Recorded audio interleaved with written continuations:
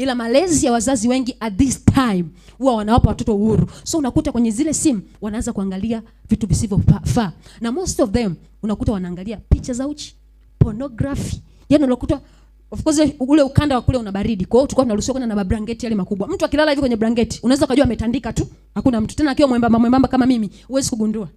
So unakuta binti amejibana. Unakuta wawili wamejibana, wamekaa wanaangalia pornography. Hayo ndio mambo yanayokausha. Hata kama ulienda kwa una moto wa Mungu, ila ukakutana na rafiki wa namna hiyo, anayekushawishi njoo tuangalie hivi vitu. Hayo ndio mambo yanayokausha ule moto wa Mungu ndani ya mtu. Hayo ndio mambo yanayokausha ile shauku ya Mungu ndani ya mtu. Mtu anaanza kuangalia picha za uchi. Unaona muda wa kipindi cha dini ameacha kuja tena. Yule voice wonder wetu alikuwa anaimba, tukisema vishirikishi wa kwanza, anaimba kama sauti za kisabato. Zile sauti mororo. Sasa hivi hayupo tena. Ameshakuwa wa kawaida. Ameshakuwa wa kawaida mno. Ameshakuwa wa kawaida sana. Nini kimesababisha? Ameshaanza kuangalia picha za uchi.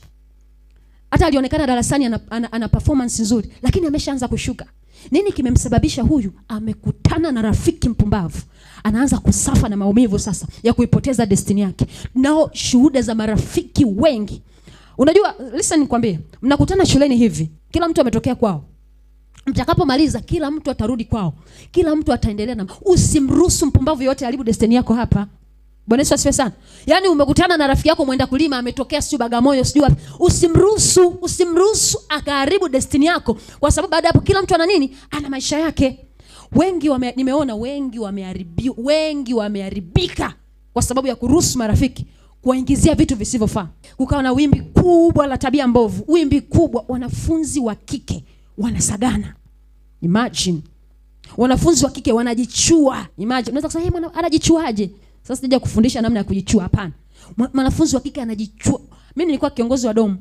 Unaenda kwenye domu kule chooni, unakutana na karoti, unakutana sio na nini. Wanahangaika. Bwana Yesu asifiwe sana. Haupaswi kuwa na marafiki ambao wataharibu destiny yako kaishia njiani. Chooni ndio usiseme.